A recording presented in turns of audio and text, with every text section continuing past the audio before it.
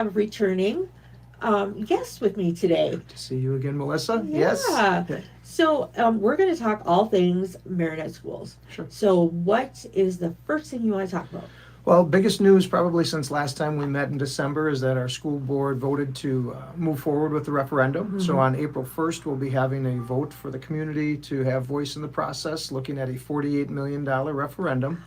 This one is focused mainly on our middle school and high school. You recall in 2020, we passed the right sizing project, which focused on our elementary buildings. Our primary school and our intermediate school had additions put on.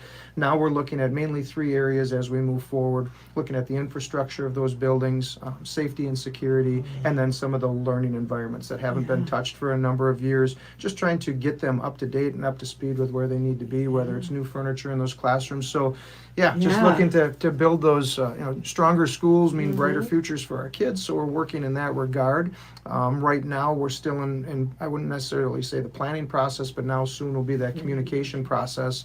So in this phase, we'll be updating our website and having a website dedicated just to the referendum, looking to get some information nights out to the community when they can come in, maybe take some tours, do a question and answer if they've got questions on a variety of areas, and just keep moving over the next 3 months.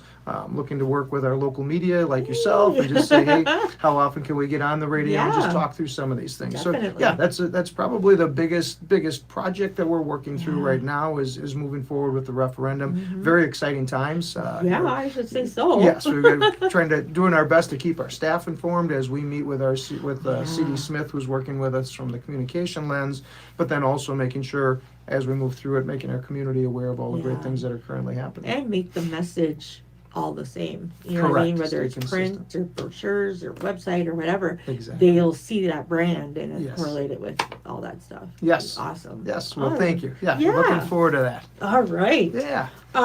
So let's talk about the primary school. Sure.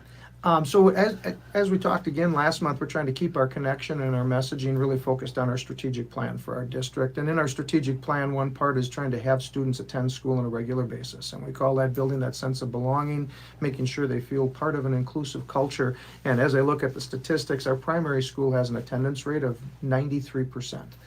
Which is amazing. We've got 4-year-olds, 5-year-olds, and 6-year-olds in that building, and that's an attendance rate that we're just so impressed with. It shows the work and effort of that staff. They're trying to bring those students in on a daily basis. They definitely are our youngest learners, so if we can get them in that habit of regular attendance, it's certainly something that we want to continue to look forward to.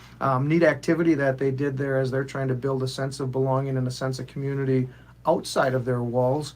Their student council made positive and encouraging notes with mood-changing pencils. Oh, fun. Yes, and they're going to send those to neighboring schools. I believe they're sending those to Menominee, Peshtigo, St. Thomas Aquinas, just trying to, again, build that sense of community and send out some positive messages. They're in the process of getting those out right now. So very excited for our primary school student council. So that is awesome. I Yes. just love it. Yes. Love it. Now, the intermediate school. Yeah. So keeping that message of attendance and sense of belonging going. I was with Miss Betts, the intermediate school principal, just yesterday, just talking through some of their data. Very impressed to see they had 180 students in the month of December not miss a day of school. That's amazing. It is amazing. And as the course of the school year has gone on, she's had 60 students, or our intermediate school has had 60 students that have not missed a day of school. That's wonderful too. So they're finding ways to celebrate that, talk to those students. We're so grateful that our parents are also seeing this importance to get kids to school. We obviously want them to keep them home when they're not feeling well, but it shows the connections that those kids are making, not just with the adults in the building, but with their grade level peers. So proud of our staff just for the work that they're putting in to try and build those connections. It certainly is. It really is. Our intermediate school also wrapped up, looking at that positive reinforcement. They wrapped up before our holiday break with a choice of our students from a positive a positive field trip experience. Students could go to either the rec center or to the dome lanes as kind of a end of the holiday season wrap up. So they were able to participate in that last. Did they go bowling? Yes, they could bowl, or they could go to the rec center on ice skates, or do a variety of things that they can do up at the rec center. So and our middle school, same thing. Our students. I got to check my data and make sure I've got it correct, but our middle school students had 172 students that had perfect attendance for the month of December. Wow. And keeping with that theme of connection to the community, community, very proud of our middle school student senate. They ran a canned food drive for local food pantries. So the foods went to St. Vincent de Paul, Menominee Homeless Shelter, Abundant Life, and this year I believe they had right around 4,300 items that were donated, which almost doubled how many they did last year. So just continuing to build those connections, not just within our schools, but what are we doing outside of our school walls? Definitely. Oh my gosh. So good stuff there. Yeah, and you have a drama club fundraiser? Yes, we do. Okay. Thank you for bringing that up. So our drama club, we've got a number of clubs. We've got over 30 clubs for our students to choose from at the high school. And right now, right around 60% of our students at the high school are involved in some extracurricular club or activity. That's a great number. Last year, I think we were at 56 or 54%, so we're up to 60%.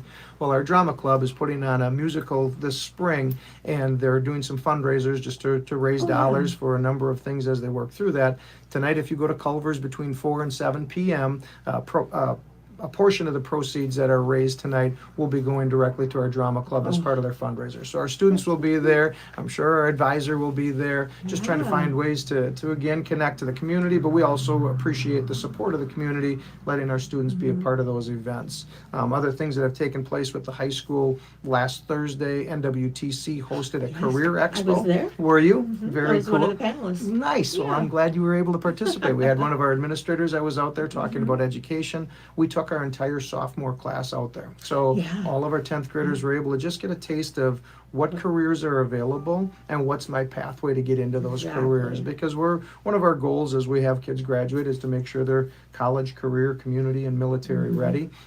Without those opportunities with folks like NWTC, they may not get that opportunity to go see what a local business has to offer. So yeah, that was last week. We had our STEM group went out to JCI last week, so we're proud of that group.